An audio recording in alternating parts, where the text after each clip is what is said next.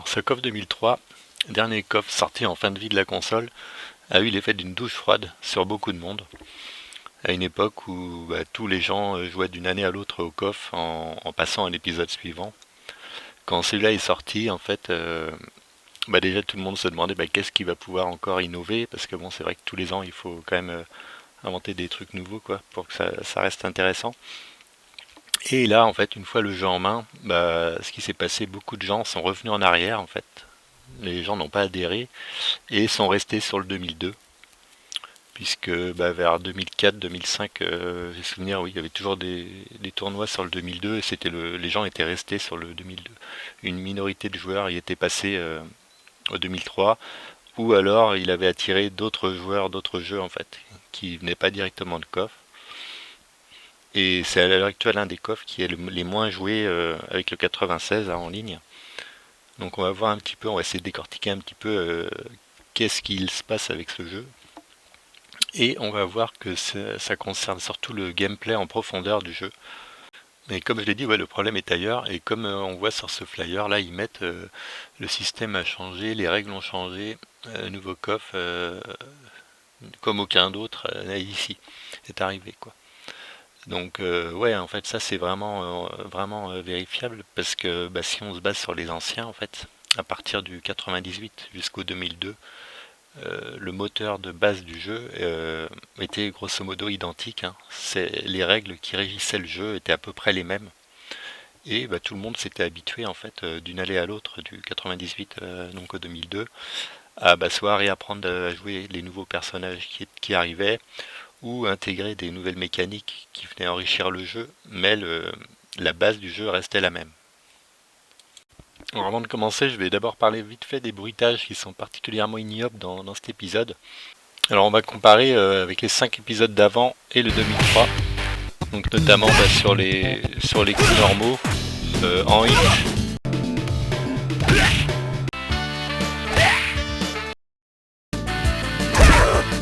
ou en garde.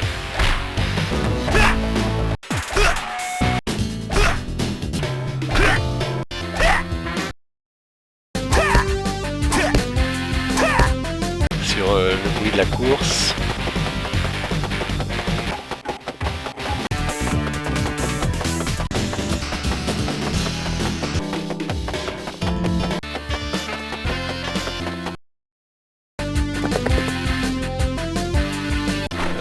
Le bruit des sauts et des super sauts.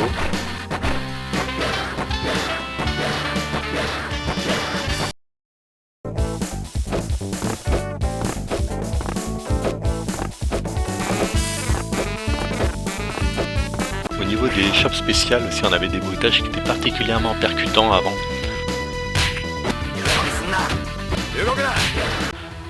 Limite on a l'impression qu'au moment de la shop il y a des os qui se cassent.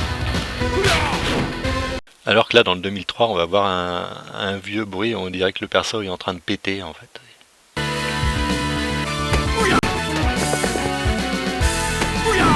Alors maintenant on va attaquer vraiment avec le gameplay, avec la première chose qui est problématique, donc ça concerne les petits coups dans le jeu et tout ce qui est combo à partir de petits coups.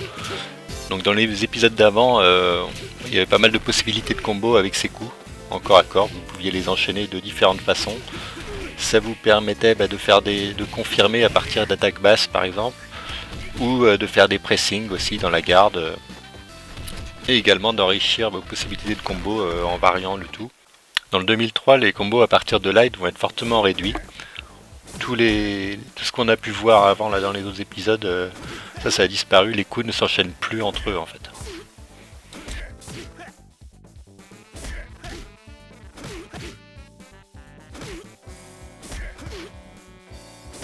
Alors ils ont laissé quand même quelques combos, mais ça va être très réduit. Si on prend par exemple ce petit combo de Ryo là qui est emblématique, qu'on pouvait faire depuis des années. Dans le 2003 il n'existe plus. Vous allez pouvoir commencer avec des petits pieds, mais la suite ne va pas venir. Et à la fin le petit point de loin, vous n'allez même pas pouvoir enchaîner derrière en fait.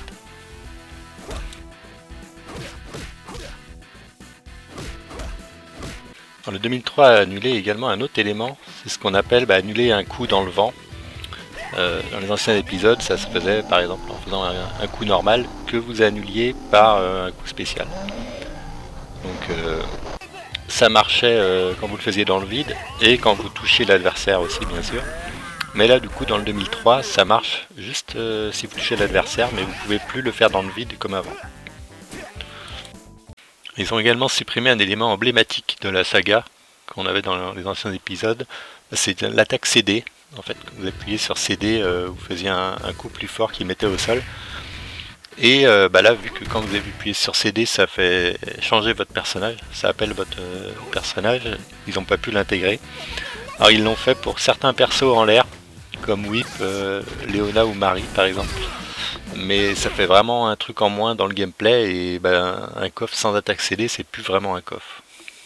Je vais vous montrer vite fait les possibilités qu'on avait avant avec l'attaque CD, notamment en faisant l'attaque CD en l'annulant dans le vide, là comme je parlais tout à l'heure.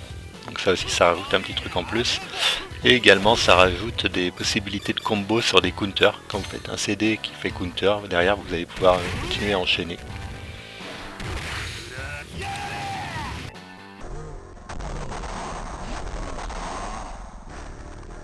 Les gens s'étaient plaints aussi de problèmes de timing sans pouvoir vraiment mettre un nom dessus. Donc on va regarder vraiment ce que c'est que ces histoires de timing. En fait, de ce que j'ai vu, si par exemple vous faites une attaque sautée en l'air et après une attaque au sol, en fait dans les anciens épisodes, vous pouviez appuyer sur votre bouton une fois en l'air et au sol assez rapidement entre les deux en fait, avant même que le personnage ait atterri au sol en fait. En gros vous appuyez 2 fois très vite sur votre bouton.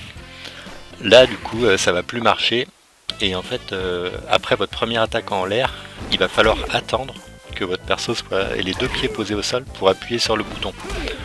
Donc ce qui fait que par rapport à votre ancien timing où vous appuyez rapidement, dans beaucoup de cas vous allez vous retrouver à ne pas sortir votre coup au corps à corps en fait. Parce que vous appuyez trop tôt, il n'est pas enregistré.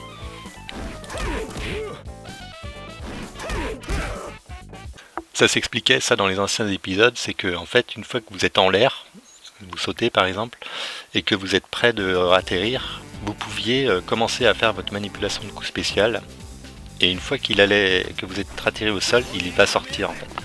Par exemple ici avec Kyo, je vais sauter, et je vais commencer à faire mon coup spécial vraiment vers la fin de mon saut, et en étant toujours en l'air, et une fois arrivé au sol, il va sortir. Alors que là, du coup, on voit que dans le 2003, ça c'est impossible. Il faut vraiment attendre d'avoir les pieds au sol. Donc ça nécessite tout un réapprentissage de ces timings. Et ce qui fait que dès que vous allez aller un tout petit peu trop vite par rapport au jeu, ce que vous pouviez faire dans les anciens épisodes, vous n'allez pas sortir vos coups. Il y a beaucoup à dire aussi au sujet des projections dans ce jeu. Donc dans les anciens épisodes, vous aviez 2 boutons pour faire les projections. Donc avant et C, ou avant ou D. Et ça vous faisait 2 projections différentes. Dans cet épisode-là, vous allez pouvoir les faire pareil avant C ou avant D. Et à chaque fois, vous n'aurez qu'une seule projection. Et la seule chose qui changera, c'est que vous enverrez l'adversaire avec C, vous l'envoyez devant vous. Et avec D, vous l'envoyez en arrière. Donc, concernant les shops spéciales et les super shops, on va désormais avoir une nouvelle possibilité, c'est de les enchaîner après une attaque sautée. Donc ça c'est un truc qu'on n'avait pas vu depuis le 97.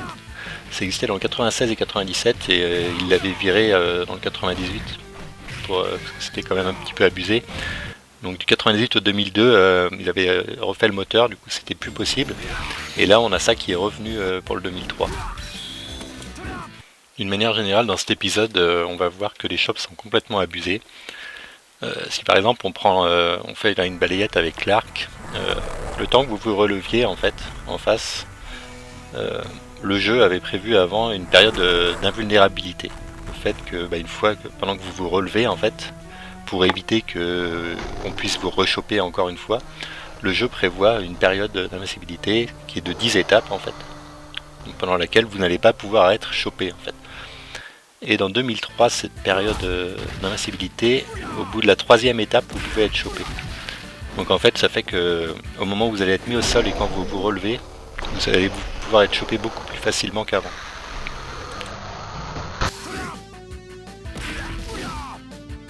On peut le voir également ici sur la chose spéciale de Yori là.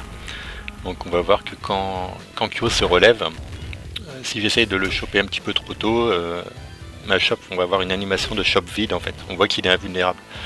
Alors que là dans le 2003, on a l'impression que dès qu'il se relève, tout de suite, il va pouvoir être attrapé.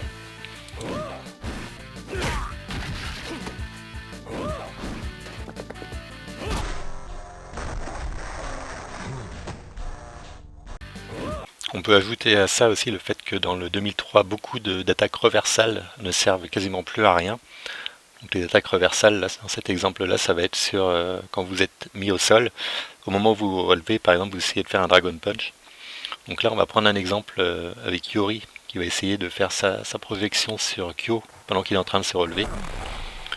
Donc on va voir que dans les anciens épisodes, Kyo, une fois qu'il se relevait, avait la possibilité de faire un Dragon Punch et de toucher Yori au moment où il faisait sa projection.